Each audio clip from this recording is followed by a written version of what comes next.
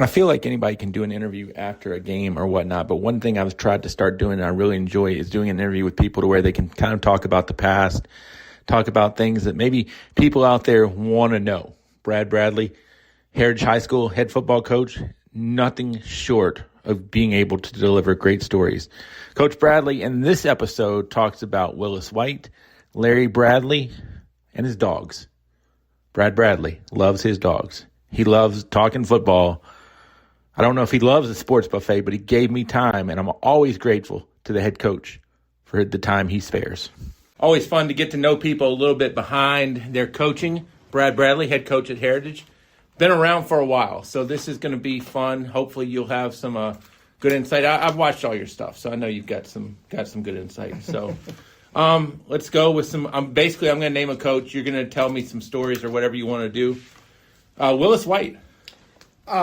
Willis, I guess I'm going to talk. I'll do 3 words that just explain Coach White, and then I'll give you a story. But Willis White, class act, maybe not words, just statements. Class act, tradition, fundamentals. Taught me a lot about what it was like to do things the right way. Definitely not a flashy person. Taught us, how to everything. Still, me, whether it was William Campbell in 2000 or 25 years later in 2025, if my kids don't have the same socks on, that's a problem. If they feel like they had to put an arm sleeve on to be individualized, that's a problem. He taught me the importance of looking like a team. Everybody wore, unfortunately nowadays it's kind of hard to do this, but in William Campbell, everybody wore black cleats. That was because of Willis White. When I played for Willis, everybody had to wear black cleats. We had to wear the same color socks, all that kind of stuff. But it taught me how to be a member of a team and truly understand what team's all about and how to do things right, fundamentals, and it was everything about class. Dumb question. Even though Willis, you kind of labeled him as, I'm going to use words laid back. Mm-hmm. But I got to imagine he had a moment where he could get some fire and brimstone. Yeah, too. And he definitely did. I mean, he's that guy that, just like any other coach, he was definitely 100% intense. He put the time in. I mean, in this job, I don't think you can be a coach without being intense, without having some skin in the game, as they call it. And I think that's why you see a lot of coaches, get so excited on the sidelines. So mad on the sidelines because people don't understand what kind of time you put in here. Willis also taught me a lesson when I was young too. Now, I was first year coaching at Lord Botetourt, offensive coordinator, and we first year in this is a long time ago. This is 1998. We got within 7 points of beating Salem at Botetourt. Well, we graduated a bunch. They were a rolling machine like they were. So in 99, we played them again up there, and, they beat the crap out of us. And I guess they didn't like the fact that we played them close the first year. So, Billy Miles, which I have a lot of respect for, also was offense coordinator then. And, they beat the living crap out of us, like 66-7 or something like that. But, at the end, I shook hands with him, and I told him, I said, I appreciate you teaching me one lesson. It's not my job. When I'm winning the football game to keep the score down, it's the other team's job. A, B, you got to be careful because one day you can be on top, one day you can be on the bottom. And he beat me probably as bad and worse than I've ever been beaten. And I learned real quick that you better coach your butt off because that can happen at any time, any day. And I've been that. I've been this next year is going to be my 31st year coaching, 29th as a head coach. And really 32nd year coaching if you include a GA spot for Coach Rodriguez. But anyway, I've been at the top of the mountain, won a state championship 70-0. I also got beaten the state championship 52-0. So I've been there. Right. I've been at all I've been all across the deal. So, it's a game that you got to respect. And I think early in my career in high school, Willis White taught me to respect this. Tony Hart. You talked about Tony Hart, your first. I got a lot of respect. He I'm getting ready to go into my second year as a head coach at Gilmer County in 1997. I was at Gilmer County High School. The year before that, in 1996, I'll take that back. I'm getting ready to go into my third year as a Gilmer County's coach. I had just finished my first 2 years. First year in 96, we went 3-7. First time they'd won multiple games in 15 years. The next year we went 5-5, had the first non-losing season in school history, right? I mean, we beat Braxton County that was ranked number 6 in the state, 5 in the state. We beat them the last game of the season, 14-21, made a 4-play stand inside the 4-yard line. I did a Pete Rose in the mud after the game. We were on our second-string quarterback. Never should have won. That was the first time that Gilmer County had beat Braxton County in like 25 years. And, we had a lot coming back. We started the first ever JV team in 1997 at Gilmer County. Well, we were about 10 days, maybe 5 days away from the season start, and I get a call from Tony Hart. Hey, I'd like to hire you down here as offensive coordinator, assistant head coach. I said, Coach, man, I can't leave these kids. Now, reminder, I was still just finishing up college, I had just gotten my teaching license, right? I was still doing student teaching that summer. I just finished up my student teaching and everything, and just gotten to be a full certified teacher. And I was just going to sub at Gilmer County or, figure it out. And he said, well, we'll offer you, $35,000 plus your coaching. I said, I ain't making nothing like that here at Gilmer County. I said, I'll come down there and interview. So I did. He got some things done, got me hired. I coached wrestling that year with Tater Benson. I was a really good wrestling coach down there. And, I was grateful he gave me the opportunity we went 7-3. We turned the program around there that first year. We were 7-4. We got beat by Rushbury in first round playoffs. And, he gave me a shot. He was confident in me. And next year we went 7-3 in the old system where, he went 7-3, didn't even make the playoffs. We missed it by like 2 points. In 2000, I had interviewed for the William Campbell job, and I was at the interviewed for the William Campbell job, and I come back and tell them, hey man, if they're going to offer me this job, Rob Arnold back in the day offered me that job, and he said, hey, I'll be your offensive coordinator. Or he said, I'll be your assistant head coach, and you be the head coach. You take over here. That's how much he thought of me, and I was like, no, I'm gonna go, take over a new program. Plus, I knew William Campbell was pretty daggone good.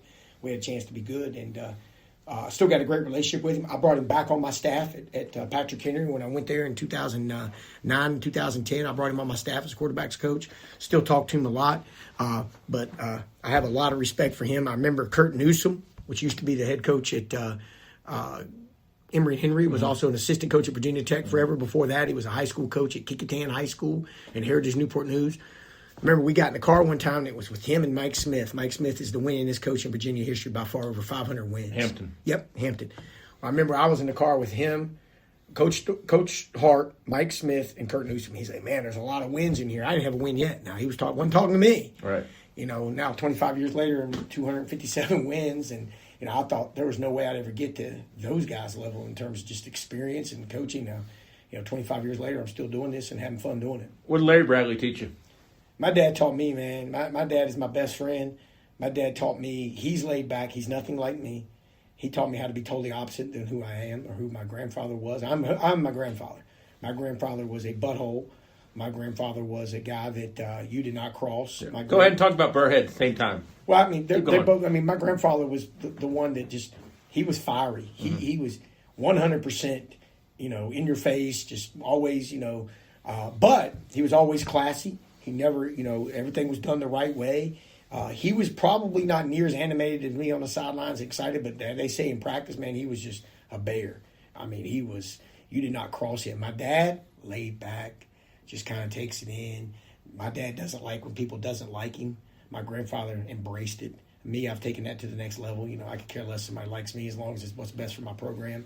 But having those two in my life, my grandfather, man, is my inspiration. I still have name tag right there on my desk that somebody made for him back before he had, right when he came back from World War II, he became a coach. Finished up at Concord and became a coach, and somebody made that for him. So that plaque was probably made in 1947, 1948. About how old were you when he passed away?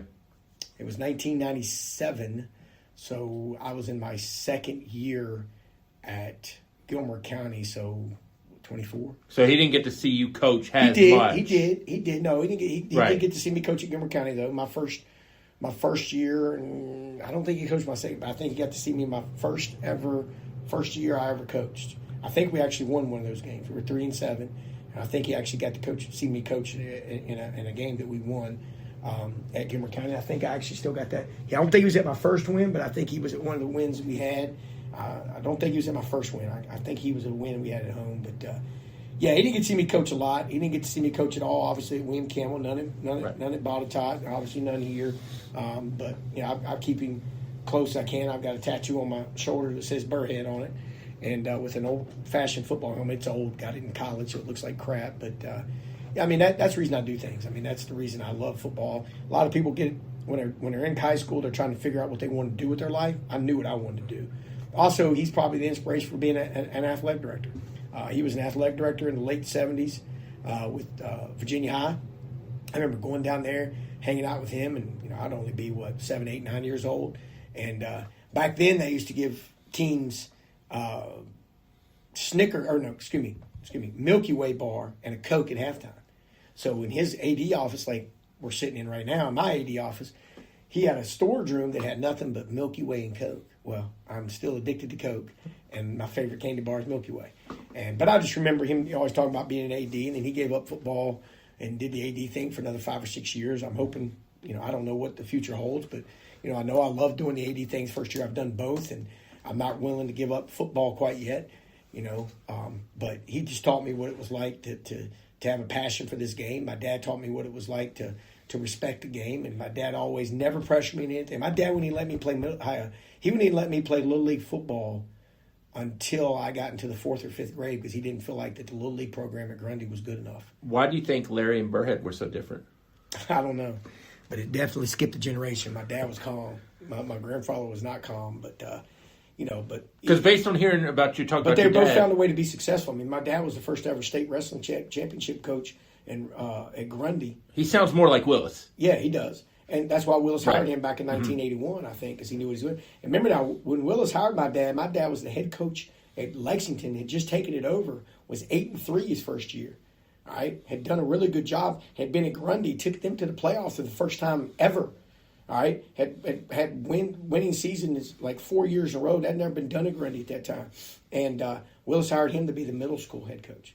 Got a $27,000 raise to leave Lexington as the head coach of varsity wrestling, varsity football, to go be a middle school social studies teacher and the head junior high coach for Willis White. Got a $28,000 raise in one day. So my dad stayed there for 23, 24 years at Salem, and then came and coached for me at PH after he was forced out to retire by Stephen Magenbauer that took over for Willis White. And so he came over to coach with me, and then he's been retired ever since, 2010, 2011. But I've seen him at every game. All your games. He's almost every game. He's up in the box. He used to be kind of on the phones, listen up. We're not listening. We never listen to anything he said much anyway. He doesn't really know what we're doing now. But he's always there. Definitely my best friend and my biggest supporter. And, he's never a rah-rah type guy. He never tells me what I need to do. But he's always there in case I want his advice and if I need his advice. Before we talk about Red Rod real quick, dumb question about Larry Bradley. Better X's and O's or better talent evaluator? Which one? Tell me. What's he better at? No, Larry. Oh, my dad? I can't call him dad. He's not my dad. I think I don't even know how much talent evaluator was. Right. He was great. Kids loved him. They knew that he would do anything for them. And they would die for him, man. His Grundy team, and I don't want to mess up the year. I'm thinking it was 1980 or 81, but they were really good. It's the year that Giles won their first ever state championship. Okay. Dad had wore Giles out. All right, the legendary coach Ragsdale that won all those games in single wing and stuff, and Giles in a scrimmage that year. Ragsdale my dad had wore Ragsdale out in a scrimmage, 6 touchdowns to nothing, and Ragsdale got mad and put his kids on the bus, took them home early, ran them, got them to Giles and ran them back in the day. And unfortunately, Dad faced him in the first round of the playoffs, that same year, and got beat. But Saturday before that game, my dad had season tickets. My grandfather had season tickets. So my dad, myself, and my mom went to Virginia Tech football game. That's back when nobody went to Virginia Tech. Everybody had season tickets. They didn't do very well back then. So there was a couple players that were there that sat with my dad that he coached. And unfortunately, on the way home, my dad offered for them to follow us home and him buy dinner for them. They didn't. They stopped and got a case of beer, and ended up wrecking the car. My dad lost his 2 starting guards. One of them died. One of them basically took 15 years to to recover, and then another all-state tennis player got killed that night. So here you go on Saturday. You lose two starting guards. You lose one of them to an unfortunate death. The other one was fighting for his life. Career gone. Both of them. Yeah. And now all of a sudden his team's got to face that on the next Friday. And they lost. But, those guys, he had a running back called, his name was Junior Coleman. He went on to play college football. But those guys still today, man, that was 1980. That's 50 years ago almost, right? And over 50 years ago. They 100% reach out to my dad all the time. They love my dad. I think that's where my dad was a player's coach. They loved him. They knew he'd do anything for them. And, I've tried to hopefully take a little bit of my grandfather and his intensity and his rough edges, and a little bit of my dad understanding what these kids need to function. And I'm hoping I've taken that kind of in both. Well, seeing Thanksgiving practices make me realize you've got the relationship down pat, obviously. So, final question. We'll do this a lot more, again, to get to know Brad Bradley behind, because I know you want to talk about his dogs. Love dogs. I do. Love your dogs. I'll be honest with you, brother. I would trade 99.9% of the people in my life for any dog. Oh, I know I'm going quickly. I am going real quick. Unfortunately, I lost both my OG dogs, my old guy dogs. I lost them. Baxter I'd had since 2016. I lost him in April, and then I lost Chanel, which was at the Thanksgiving practice. Unfortunately, she had to put her down in New Year's of this year, and we found out shortly after Thanksgiving that she had. We thought she was getting a tooth removed, and she had mouth cancer. Yeah. So I got Baxter's son still left, 6-year-old American Bully, Danny Brogdon, former player, and Thomas Brogdon, former player. They got me starting these daggone American Bullies. I ain't making a dime off of them. They're breeding them. I'm spending money, but yeah, I got one left, and he's my boy, he's my buddy, and I probably. I'm definitely going to get. I'll never be without an American Bully for the rest of my life. I'll always have an American Bully. I'll talk about Rich Rod later, but we've gotten on to dogs now. So real quick, what kind of got you into that? Danny. When I hired Danny here in 2012, former football player, state championship quarterback in 2005 at William Campbell, hired him here. He got a full-time job here, and he was coaching here with me. He didn't have a car, so I bought an old piece of crap car out of Coach Meadows. It's a purple Ford S10 for like $900. And instead of paying me back money, Danny gave me a puppy back 3 years later in 2015. And ever since then, man, I've just loved him. And unfortunately, that puppy got killed in 2017.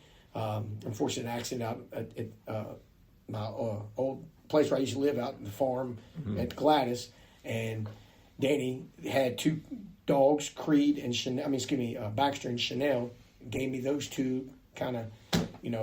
I took both of them. I had them both for over 9-10 years, and man, just fell in love with them. Then bred Baxter a couple times before we got him fixed, and I got one of the puppies, Creed. And man, American Bullies are the best dogs in the world. They're just the most. They're like they're the best companion. They've got the best personalities. And for whatever reason, I've just kind of hooked onto that breed, and that's been my thing. I always tell people to Google the people you're going to research. There's an interview of you out there with a guy who was coaching at a coaching clinic from Amelia, I believe, a while back, and you hour and a half, and it's just full of Brad Bradley knowledge. So thanks for yeah. Oh crap, what is that guy's name? He's actually an assistant coach right now at somewhere in Richmond. Fork Union. He's at Fork Union. Yeah. But he used to be at Taylor. His name is Taylor. Yeah. Coach Taylor. And, probably some boring stuff. But Not to me. The thing about for me is in this profession, there's a lot of coaches, and I think this is important. A lot of coaches, like especially now, it's all about self-promotion. Right. Like me. We don't coach that in our team, so why should we coach that as coaches? To me. There's too much me now. People making videos of themselves. When you look at my social media, you're probably never going to see my face. See the dogs. Unless I post something that has something to do with football that just had me in it for whatever reason. But if you're posting yourself as a coach and you have to make stuff up to be relevant as a coach, you're probably not relevant to begin with. And I just feel like that, in my personal life, I love football. And you walk in my house, it's football 100. But in my personal life, I like to be able to to be able to enjoy some things. I don't have a lot of different hobbies. Like football is my hobby, but I used to love to run. I ran 5 marathons. Obviously my knees now are not letting me do that, but you still come to my practice. I'm running every day after practice. But I do love to get away and just hang with my dogs. My dogs come here with me at school, and it's just one of those things that I just I like to kind of get away. But I think that young coaches get too caught up nowadays in me can't do nothing without that really good athlete. Right. And there's great coaches. I've been blessed with a great career, but I'm one group away from being 0-10, and I'm one group away from being 15-0. Like, kids win games, coaches lose games. We say that. I say that all the time. Yep. But I see all these coaches today that have to be me, and it's all about titles, and it's all about gotta see me. I don't have to be seen by that way. You look at my social media, you're probably gonna get dogs. Right. You look at my X, which is now what Twitter used to be. Now I put a little bit more football, but there's nothing about me. It's about my team. I try to spread those kind of things. But I'll be making stupid TikToks. I'm starting to learn, and how to do these stupid TikToks, and I do stuff with my dogs on it. I mean, it's what it is, man. But I'm a football coach. You cut me open, I'm gonna bleed navy blue and orange. I'm gonna bleed heritage. I've been here for 14 years. Plan on finishing my career in the state of Virginia. I mean, at Heritage, and who knows what the future holds after that. But football is a thing that you gotta. You ever think that you're above really good players, and you think you're just a really good coach because you can coach anybody? That's not the case, man. Kids do it, and sometimes coaches don't give kids enough credit, and kids should get all the credit because this is a game played by kids. All right, prepared. You prepare them. Don't get me wrong. And I hate to say it, I doubt anybody else would take on a job to get paid what I get paid, and their livelihoods are relying on 14, 15, 16, 17, 18-year-old kids. But you get a good relationship with those kids, and you start to buy in, and they start to trust you. It can be a magical thing.